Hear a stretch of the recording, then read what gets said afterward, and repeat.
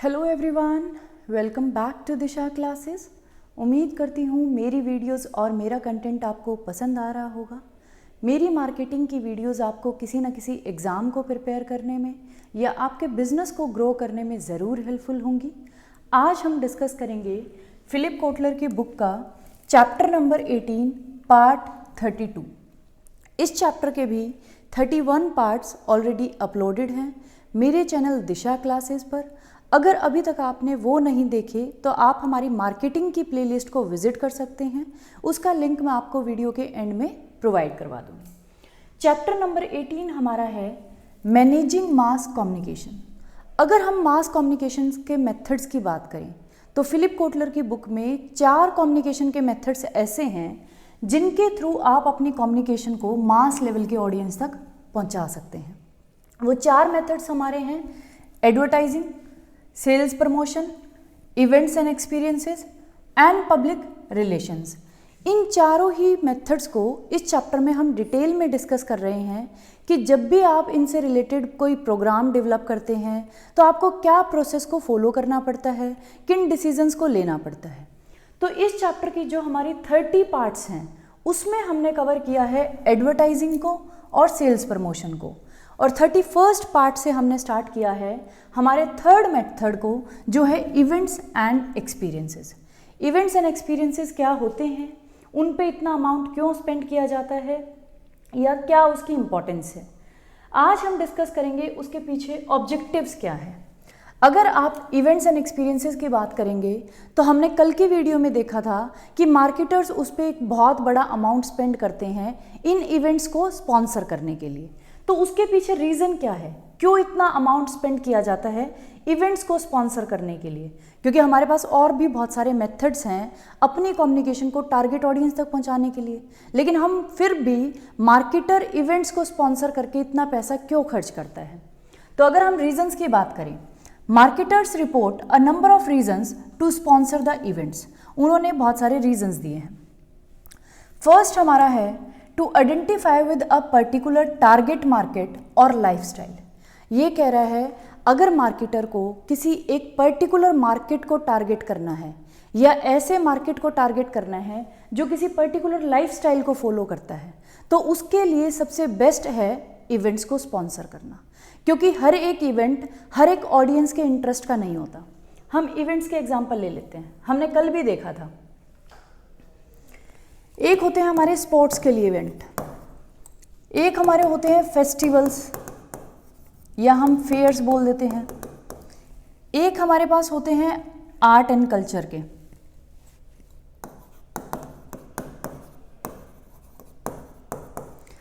हमने ये 3 एग्जाम्पल लिए, 3 इवेंट्स। क्या ये तीनों इवेंट्स एक ही टाइप के हैं, एक ही टाइप के ऑडियंस इन इवेंट्स में आते हैं? तो नहीं। हर एक इवेंट के लिए जो हमारी ऑडियंस है, जो कस्टमर्स इनको अटेंड करते हैं, वो अलग अलग मार्केट से बिलोंग करते हैं या आप कह सकते हैं अलग अलग लाइफस्टाइल को फॉलो करते हैं। जैसे अगर हम स्पोर्ट्स की बात करें तो इसको यंग जनरेशन देखना पसंद करती है। अगर हम फेस्टिवल और फेयर्स की बात करें तो इसे बच्चे देखना पसंद करते हैं, क्योंकि फेयर्स में टॉयज़ होते हैं या हम कह सकते हैं बहुत बड़े बड़े झूले होते हैं, तो उनके लिए बच्चों के लिए वहाँ इंटरेस्ट होता है। अगर हम आर्ट एंड कल्चर की बात करें तो जो हमारे सीनियर सिटीजन्स हैं जिनको हिस्टोरिकल चीज़ों में इंटरेस्ट है, वो इवेंट कौन सा पसंद करते हैं? आर्ट एंड कल्चर से रिलेटेड। तो आप ये देखें, अगर आप किसी एक पर्टिकुलर मार्केट को टारगेट करना चाहते हैं या कोई ऐसा मार्केट है जो एक पर्टिकुलर लाइफस्टाइल को फॉलो करता है, उसके साथ आप कांटेक्ट बनाना चाहते हैं या कम्युनिकेट करना चाहते हैं, तो उसके लिए सबसे बेस्ट है आप उनसे रिलेटेड उनके इंटरेस्ट का जो इवेंट है उसको स्पॉन्सर करें और उस इवेंट के थ्रू आप उनसे कांटेक्ट बनाएं। तो आपने देख लिया होगा कि अगर एक पर्टिकुलर टारगेट को मार्केट को टारगेट करना है या किसी पर्टिकुलर लाइफस्टाइल को फॉलो करने वाले मार्केट को टारगेट करना है तो सबसे बेस्ट है इवेंट्स। क्योंकि अगर हम बात करें एडवर्टाइजिंग की और सेल्स प्रमोशन की, तो एडवर्टाइजिंग जब आप करते हैं या सेल्स प्रमोशन करते हैं तो आप किसी भी एक पर्टिकुलर मार्केट को टारगेट नहीं कर सकते, क्योंकि आपकी एडवर्टाइजिंग अगर आपने लॉन्च करी है तो वो हर एक ऑडियंस के पास जाएगी, हर एक मार्केट के कस्टमर के पास जाएगी, लेकिन आप उसमें पर्टिकुलरली टारगेट नहीं कर सकते जिस भी मार्केट को आप टारगेट करना चाहते हैं। या फिर अगर एक लाइफस्टाइल को टारगेट करना चाहते हैं तो वो भी नहीं कर सकते। ऐसे ही सेल्स प्रमोशन है, सेल्स प्रमोशन का ऑफर भी हर एक कस्टमर के पास अवेलेबल होगा, बेशक वो आपका टारगेट मार्केट का ऑडियंस है या नहीं।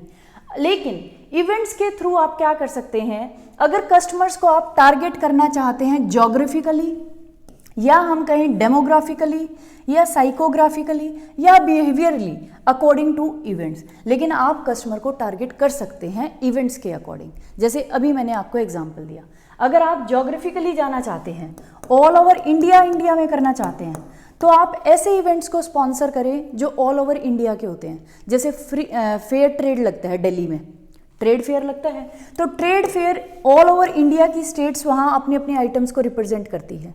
तो आप इंडिया के लेवल पे अगर इवेंट में जाना चाहते हैं तो ट्रेड फेयर को कर सकते हैं जो दिल्ली में लगता है। अगर इंडिया के अंदर भी आप चाहते हैं, सिर्फ मुझे तो हिमाचल प्रदेश को टारगेट करना है, मेरा जो टारगेट मार्केट है वो हिली एरिया में हिमाचल प्रदेश है, तो हिमाचल प्रदेश में जो इवेंट ऑर्गेनाइज हो रहे हैं आप सिर्फ उनको स्पॉन्सर करें। लेकिन अगर आप ज्योग्राफिकली जाना चाहते हैं इंटरनेशनल लेवल पर, आपका ऑडियंस इंटरनेशनल लेवल का है, तो आप इंटरनेशनल लेवल के जो इवेंट्स होते हैं उनको स्पॉन्सर कर सकते हैं। जैसे हमारे पास फीफा वर्ल्ड कप है, उसको आप स्पॉन्सर करो जो इंटरनेशनल लेवल पे होता है। तो यहाँ से मैंने आपको दिखाया कि कैसे आप ज्योग्राफिकली किसी भी मार्केट को टारगेट कर सकते हैं।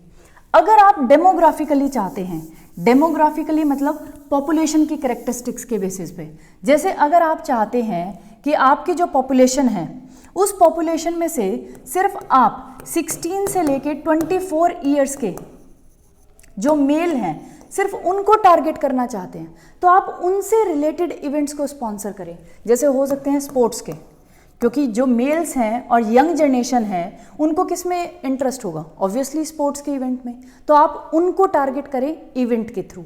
कौन सा इवेंट? जो स्पोर्ट्स से रिलेटेड है। साइकोग्राफिकली लाइफस्टाइल या पर्सनैलिटी से मैच होता हो, उसके बेसिस पे अगर आप टारगेट करना चाहते हैं तो उन इवेंट्स को सेलेक्ट करें। तो यहाँ से हमने देख लिया कि इवेंट क्यों चूज़ किया जाता है, क्योंकि उसके थ्रू हम किसी पर्टिकुलर मार्केट को टारगेट कर सकते हैं, या अगर पर्टिकुलर लाइफस्टाइल को हम टारगेट करना चाहते हैं तो उसको भी हम टारगेट कर सकते हैं, क्योंकि हर एक इवेंट अलग अलग इंटरेस्ट के लोगों के लिए होता है। तो जो आपकी टारगेट मार्केट का इंटरेस्ट है आप उन्हीं इवेंट्स को स्पॉन्सर करें। सेकेंड चीज़ पे चलते हैं। सेकेंड रीज़न क्या है? To increase the salience of company और प्रोडक्ट नेम। सेलियंस का मतलब है अगर आप नोटिस करवाना चाहते हैं, अगर आप अपनी कंपनी के नेम को या प्रोडक्ट के नेम को नोटिस करवाना चाहते हैं कि आप चाहते हैं वो नोटिस हो, तो उसके लिए बेस्ट क्या है? इवेंट्स। क्योंकि एडवर्टाइजिंग आती है, एडवर्टाइजिंग आप जब टीवी खोल के देखते हैं, न्यूज़पेपर देखते हैं, मैगजीन्स देखते हैं या ऑनलाइन इंटरनेट पे देखते हैं, तो हमें इतनी सारी एडवर्टाइजमेंट्स मिलती है, इतनी सारी कंपनीज़ के बारे में, इतने सारे प्रोडक्ट्स के बारे में। तो वो क्या है? एक मिक्सचर है, कंफ्यूजिंग है। वहाँ आपकी कंपनी या आपका जो प्रोडक्ट नेम है वो नोटिस नहीं हो रहा, क्योंकि वहाँ तो इतना क्लटर है, इतनी भीड़ भाड़ है। क्लियर? ऐसे ही सेल्स प्रमोशन, हर एक कंपनी हर एक प्रोडक्ट आज के टाइम पे सेल्स प्रमोशन कर रहा है, तो वहाँ भी बहुत ज़्यादा भीड़ भाड़ है, वहाँ आपकी कंपनी या ब्रांड नेम अलग से नोटिस नहीं हो रहा। लेकिन अगर आप किसी इवेंट को स्पॉन्सर करते हैं, जैसे यहाँ हम देख रहे हैं फीफा वर्ल्ड कप को, जब आप किसी ऐसे इवेंट को जो इंटरनेशनल लेवल पे है या अच्छे अमाउंट का या अच्छा एक इवेंट है जिसे बहुत लोग पसंद करते हैं, अगर आप ऐसे इवेंट को स्पॉन्सर करते हैं तो आप अपनी कंपनी को और ब्रांड के नेम को क्या करवा सकते हैं? नोटिस। जैसे इस एग्जाम्पल में आप देखें, ये एग्जाम्पल है फीफा वर्ल्ड कप का, तो यहाँ आपको ये फ्लाई एमिरेट्स का बैनर दिख रहा होगा, तो ये कंपनी इसको स्पॉन्सर कर रही है, तभी इसका बैनर, इसकी एडवर्टाइजमेंट यहाँ है। यहाँ ये ईजीली नोटिस हो रही है, ईजीली जो वहाँ टारगेट ऑडियंस आई है उसको कंपनी का नेम या प्रोडक्ट का नेम या ब्रांड का लोगो कुछ भी वहाँ दिख ज़रूर रहा है, क्योंकि उसने उस इवेंट को स्पॉन्सर किया है।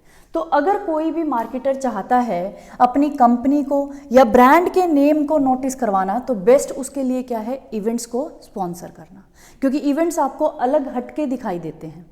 क्लियर? एडवर्टाइजिंग में बहुत भीड़ भाड़ है, बहुत क्लटर है, सेल्स प्रमोशन के ऑफर्स भी हर एक कंपनी दे रही है, तो वहाँ भी इतना इफेक्टिव तरीका नहीं है अपनी कंपनी को या ब्रांड के नेम को नोटिस करवाने का।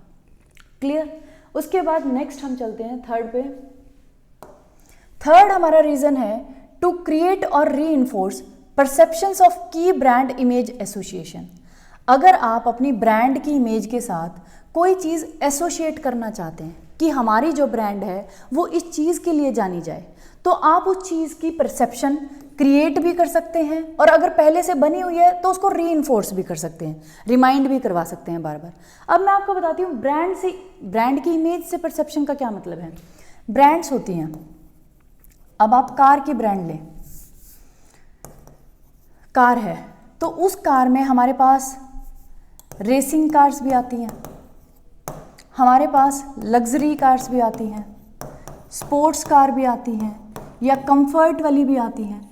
तो ये जो आपने कार है तो प्रोडक्ट कार ही, लेकिन इस ब्रांड के साथ अलग अलग जो कार आती हैं अलग अलग ब्रांड्स की, उन्होंने अपनी ब्रांड इमेज के साथ कुछ एसोसिएशंस बनाई हुई हैं कि हमारी जो कार है वो रेसिंग के लिए है, या हमारी ब्रांड की जो कार है वो लग्जरी है, हमारी जो कार है वो स्पोर्ट्स के लिए है, या हमारी कार कंफर्टेबल के लिए जानी जाती है। क्लियर?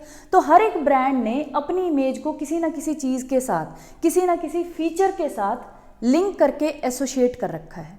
ऐसे ही इवेंट्स होते हैं, जैसे अभी मैंने एग्जांपल दिया था आपको, तो इवेंट्स का भी क्या है, सेम है। इवेंट्स भी किसी ना किसी चीज़ से तो एसोशिएटेड हैं। ये देखो, अगर हम इवेंट्स की बात करें तो जो स्पोर्ट्स के लोग हैं ये इवेंट अलग है, आर्ट एंड कल्चर वाले जो लोग हैं यहाँ का जो एसोसिएशन है वो अलग है, अलग अलग चीज़ के साथ अलग अलग इवेंट एसोशिएट करता है। तो जो चीज़ आप अपनी ब्रांड के साथ एसोशिएट करवाना चाहते हैं, जो भी चीज़, अगर मैं चाहती हूँ कि मेरी कार रफ एंड टफ है,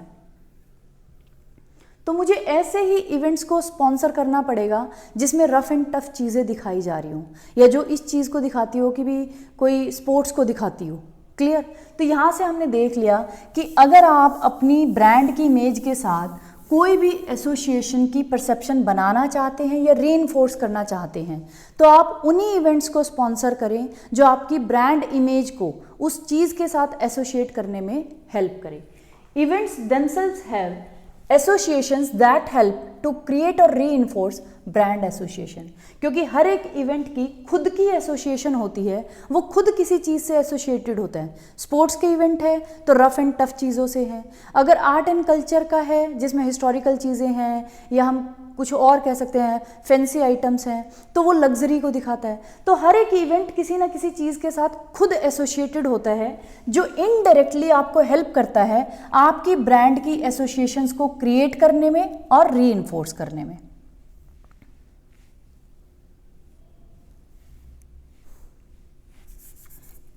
फोर्थ हमारे पास है टू इन्हांस कॉर्पोरेट इमेज। अगर आप अपनी कॉर्पोरेट की इमेज को ओवरऑल इन्हांस करना चाहते हैं, इंक्रीज़ करना चाहते हैं, तो इवेंट्स उसके लिए सबसे बेस्ट है, क्योंकि एडवर्टाइजिंग क्या है, हर एक कंपनी कर रही है अपने प्रोडक्ट के लिए, अपनी ब्रांड के लिए। सेल्स प्रमोशन क्या है, आज के टाइम पे हर एक कंपनी अपने प्रोडक्ट से रिलेटेड सेल्स प्रमोशन के ऑफर्स लेके आ रही है। लेकिन जो स्पॉन्सर है इवेंट्स को वही कंपनी स्पॉन्सर करती हैं जो कुछ प्रेस्टिजियस होती हैं, या जिसे कस्टमर लाइक करते हैं, या जिनकी हाई नेटवर्थ होती है। तो अगर आप ओवरऑल अपनी कंपनी की या कॉर्पोरेट की इमेज को इंक्रीज़ करना चाहते हैं, तो बेस्ट उसके लिए क्या है, इवेंट्स, क्योंकि एडवर्टाइजिंग हर एक कंपनी के लिए है, सेल्स प्रमोशन भी छोटी से छोटी कंपनी कर रही है, लेकिन इवेंट्स को स्पॉन्सर करना किसी भी छोटी मोटी या एक अननोन कंपनी के बस की बात नहीं है। जो इवेंट्स होते हैं उनको कौन सी कंपनी स्पॉन्सर करती हैं, जो प्रेस्टिजियस होती हैं, लाइकेबल होती हैं, जिनकी मार्केट में वैल्यू होती है। Sponsorship can improve perception that the company is likeable and prestigious. तो यही चीज़ मैं आपको बता रही थी, क्योंकि एडवर्टाइजिंग कॉमन हो रखी है, सेल्स प्रमोशन के ऑफर्स कॉमन है, लेकिन इवेंट्स को स्पॉन्सर करना, एक इतना बड़ा अमाउंट लगाना, इसका मतलब आपकी कंपनी लाइकेबल है, प्रेस्टिजियस है, मार्केट में उसकी वैल्यू है, तभी कंपनी स्पॉन्सर कर रही है। क्योंकि आप ये देखिए, अभी मैंने आपको एग्जांपल दिखाया था, जो ये फीफा वर्ल्ड कप है, क्या इसको हर एक कंपनी स्पॉन्सर कर सकती है? यहाँ एक ये सिर्फ बैनर लगवाने के लिए आपको पता है इन्होंने कितने डॉलर्स पे किए होंगे, हर एक कंपनी तो ये नहीं कर सकती। तो जिन भी कंपनीज ने इसको स्पॉन्सर किया है इंटरनेशनल लेवल के इवेंट को, तो ऑब्वियसली वो कंपनी कैसी है, उनकी वैल्यू इंक्रीज होती है, कस्टमर्स को पता चलता है कि ये कंपनी इतनी प्रेस्टिजियस है, हाई नेटवर्थ है, इसकी मार्केट वैल्यू क्या है, तभी जाके वो फीफा जैसे इंटरनेशनल लेवल के इवेंट को स्पॉन्सर कर रही है। तो फोर्थ रीज़न हो गया ये। उसके बाद अगर हम फिफ्थ रीज़न की बात करें, फिफ्थ हमारे पास है to create experiences and evoke feelings. अभी तक हमने इवेंट्स की बात करी, लेकिन अगर आप चाहते हैं एक्सपीरियंसेस को क्रिएट करना या फीलिंग्स को इवोक करना, आप अपने कस्टमर्स में या टारगेट ऑडियंस में कुछ एक्सपीरियंसेस उनके लिए क्रिएट करके दिखाना चाहते हैं या फीलिंग्स को जगाना चाहते हैं उनके अंदर, तो आप क्या करें, ऐसे एक्सपीरियंसेस को लाएं ताकि उन्हें फील हो, उन्हें भी एक्सपीरियंस हो कि हाँ ये ब्रांड इसी चीज़ के लिए है। जैसे the feelings engendered by an exciting और रिवॉर्डिंग इवेंट में indirectly link to the brand. ये कह रहे हैं जो फीलिंग्स कोई एक्साइटिंग और रिवॉर्डिंग इवेंट जनरेट कर सकता है ऑडियंस में, वो इनडायरेक्टली लिंक कर सकते हैं आपकी ब्रांड से। जैसे इन्होंने एक एग्जांपल दिया है, 2010 में एक ब्लॉकबस्टर मूवी आई थी आयरन मैन 2। उसमें जो मेन कैरेक्टर था टोनी स्टार्क, उसने अपनी जो पर्सनल उसकी गाड़ी थी R8 स्पाइडर और Audi 8, Q5, Q7 उनका यूज़ किया था। उनको उसने यूज़ करके एक्सपीरियंस करके दिखाया था कि वो गाड़ियाँ कैसे काम करती हैं या क्या उनको चलाने से फीलिंग आती है। तो यहाँ जो उन्होंने एक्सपीरियंस या फीलिंग्स क्रिएट करी वो इनडायरेक्टली आपकी ब्रांड से रिलेटेड हो जाती हैं। तो यहाँ उन्होंने ऑडी जो हमारी गाड़ियों की एक ब्रांड है उसको फीलिंग्स क्रिएट करी थी उसके लिए, या उसके लिए एक्सपीरियंसेस दिखाए थे कि उसको चलाने के बाद जो मेन कैरेक्टर था उसको कैसे एक्सपीरियंस हुआ, कैसे उसकी फीलिंग्स थी, या किन टाइप के लोग उनको परचेज कर सकते हैं। तो इनडायरेक्टली आप क्या कर सकते हैं, एक्सपीरियंसेस क्रिएट कर सकते हैं या फीलिंग्स को इवॉक कर सकते हैं। क्लियर? एक हमारे पास ये तरीका भी है इवेंट्स के थ्रू। अगर हम सिक्स्थ की बात करें, सिक्स्थ रीज़न क्या होता है, to express the commitment to the community और ऑन सोशल इशू। हर एक कंपनी की आज के टाइम पे कुछ ना कुछ सोशल रिस्पॉन्सिबिलिटीज़ हैं। हर एक कंपनी को सोशल रिस्पॉन्सिबिलिटी भी फुलफिल करनी होती है सोसाइटी के टुवर्ड्स या कम्युनिटी के टुवर्ड्स। तो जब भी अगर हम अपनी जो हमारी रिस्पॉन्सिबिलिटी है या कमिटमेंट है कम्युनिटी की तरफ या सोशल इश्यूज़ को हमें सपोर्ट करना चाहिए, जो भी हमारी इंडिया में या जिस भी जगह हम हैं वहाँ जो भी प्रॉब्लम्स हैं उनको सॉल्व करने में हमें हेल्प करनी चाहिए सोसाइटी की। तो जो भी हमने कमिटमेंट्स कर रखे हैं कम्युनिटी को, सोसाइटी को, या जिन सोशल इश्यूज़ से हमें लगता है कि भी हमें हेल्प करनी चाहिए अपनी सोसाइटी की, तो उनको भी हम एक्सप्रेस कर सकते हैं अपने इवेंट्स के थ्रू।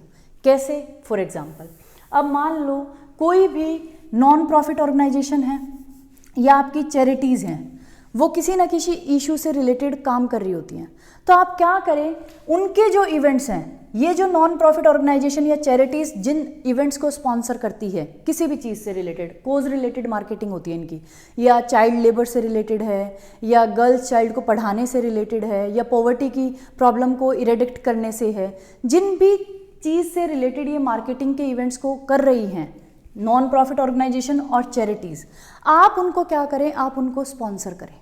जब आपकी कंपनी उनको स्पॉन्सर कर रही है ऐसे इवेंट्स को जो नॉन प्रॉफिट ऑर्गेनाइजेशन या चैरिटीज़ ऑर्गेनाइज कर रही है, तो आप इनडायरेक्टली क्या कर रही हैं, अपनी जो आपने कमिटमेंट कर रखी है कम्युनिटी की तरफ उसको फुलफिल कर रहे हैं, और सोशल इश्यूज़ जिनसे आपको लगता है कि आपको सोसाइटी की हेल्प करनी चाहिए उनको भी आप हेल्प कर रहे हैं। तो आपकी सोशल रिस्पॉन्सिबिलिटी भी फुलफिल होती है जब आप किसी ऐसे इवेंट को स्पॉन्सर करते हैं जो सोसाइटी के लिए होता है या जो नॉन प्रॉफिट ऑर्गेनाइजेशन या चैरिटीज़ करती हैं सोसाइटी की प्रॉब्लम्स को दूर करने के लिए। आप अपनी सोशल रिस्पॉन्सिबिलिटी को भी फुलफिल कर सकते हैं ऐसे इवेंट्स को स्पॉन्सर करके।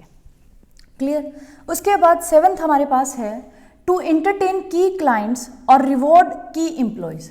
कई बार क्या होता है, कुछ इवेंट्स ऐसे होते हैं जिनको वही मतलब जो भी कंपनीज़ हैं, 5-6 कंपनीज़ हैं या 10-12 जो भी इंडस्ट्री की कंपनीज़ हैं, वो मिलके उस इवेंट को ऑर्गेनाइज करवाती हैं। ऑर्गेनाइज करवाती हैं मतलब स्पॉन्सर करती हैं खुद ही, वही जितनी भी इंडस्ट्री की कंपनीज़ हैं वो मिलके इवेंट को स्पॉन्सर करती हैं, और उस इवेंट में सिर्फ उन्हीं कंपनीज़ के एम्प्लॉयज़ आते हैं, मेन क्लाइंट्स आते हैं और उनके गेस्ट आते हैं। तो ये किस लिए किया जाता है, अपने जो उनके की क्लाइंट्स हैं या उनके जो की एम्प्लॉयज़ हैं उनको रिवॉर्ड करने के लिए वहाँ उनको अच्छी फैसिलिटीज़ दी जाती है, इवेंट्स ऑर्गेनाइज होते हैं, इंटरटेन किया जाता है, अच्छे से अच्छी फैसिलिटीज़ मिलती हैं, अपने प्रोडक्ट के बारे में बताया जाता है की कस्टमर्स को या की क्लाइंट्स को। तो उन इवेंट्स से आप ये देखें कि आप अपने की क्लाइंट्स के साथ और एम्प्लॉयज़ के साथ अच्छे रिलेशन बना पाते हैं। तो कुछ इवेंट्स जिनको कुछ कुछ कंपनीज मिलके ही स्पॉन्सर करके ऑर्गेनाइज करवाती हैं अपने एम्प्लॉयज़ के लिए और क्लाइंट्स के लिए, तो वहाँ से भी हम अपनी इमेज भी बनाते हैं, की क्लाइंट्स के साथ अपने रिलेशन भी अच्छे करते हैं, की एम्प्लॉयज़ के साथ भी हमारे रिलेशन अच्छे होते हैं, उनको अच्छी फैसिलिटीज़ प्रोवाइड करवाते हैं, वहाँ से भी हमारी इमेज सुधरती है। Many events include lavish hospitality tents and other special services और एक्टिविटीज़ ओनली फॉर स्पॉन्सर। कुछ इवेंट्स ऐसे होते हैं जिसमें जो आपको टेंट्स मिलते हैं या स्पेशल सर्विसेज मिलती हैं, वो सिर्फ किसके लिए होती है? स्पॉन्सर्स के लिए, और उन्होंने जो अपने गेस्ट बुलाए हैं उनके लिए।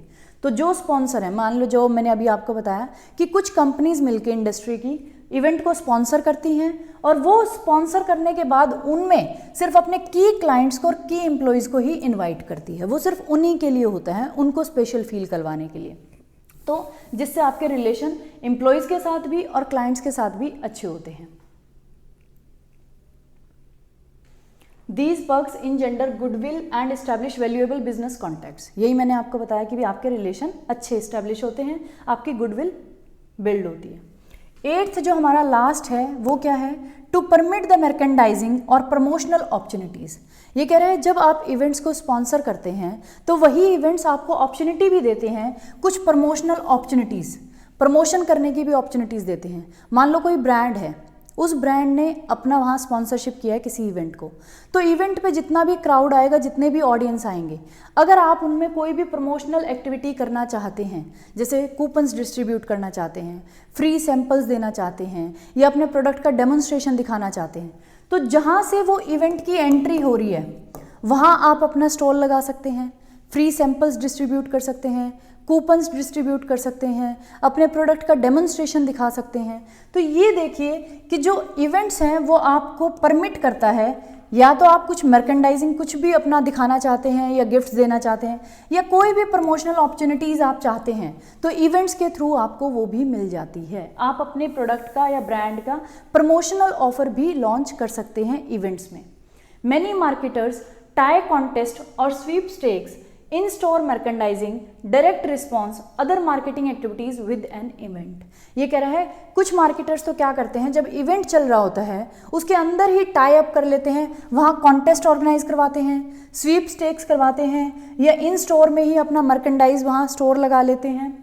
इस तरह की प्रमोशनल एक्टिविटीज़ भी आप इवेंट के दौरान ही कर सकते हैं। तो इवेंट आपको प्रमोशनल अपॉर्चुनिटीज़ भी अवेलेबल करवाता है।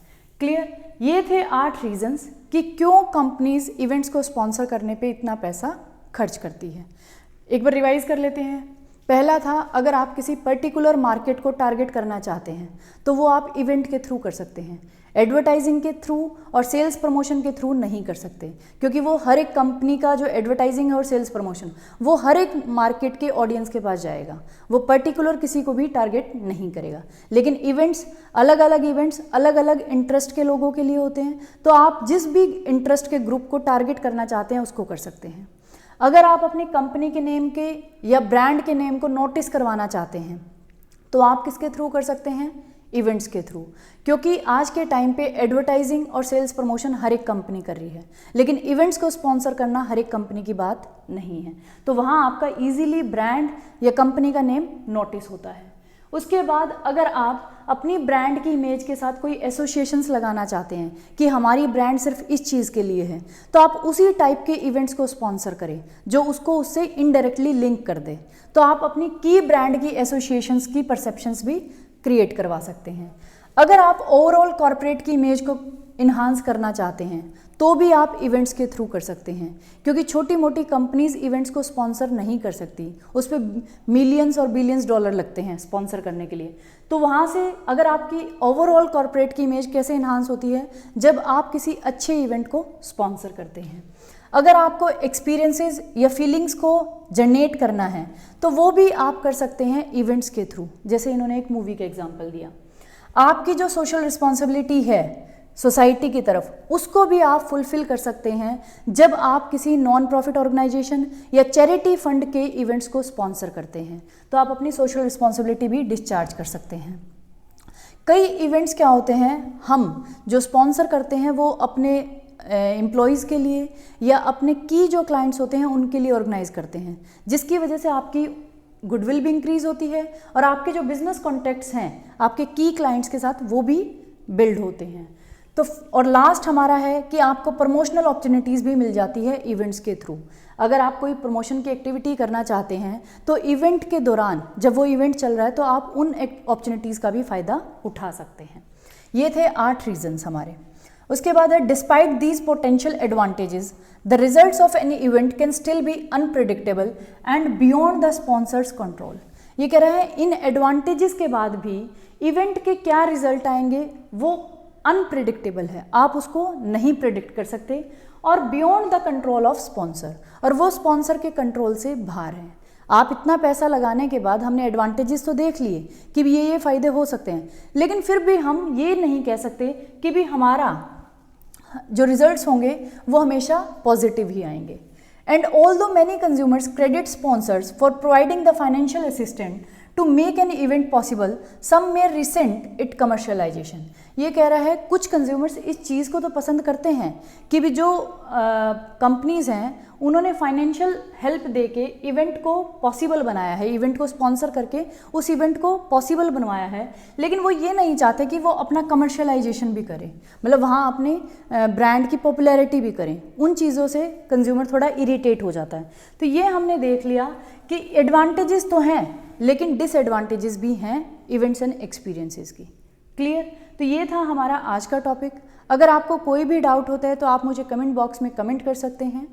Thank you for watching Disha classes. और आप सभी से एक ही रिक्वेस्ट रहती है, प्लीज़ वीडियोस को शेयर कर दिया करो, और अगर अभी तक आपने चैनल को सब्सक्राइब नहीं करा तो प्लीज़ चैनल को भी सब्सक्राइब कर लें, क्योंकि अभी भी बहुत सारे स्टूडेंट्स ऐसे हैं जो वीडियोस को देखते हैं लेकिन उन्होंने अभी तक चैनल को सब्सक्राइब नहीं करा। तो प्लीज़ आप सभी से रिक्वेस्ट है, दिशा क्लासेस को सब्सक्राइब करें please. Thank you for watching.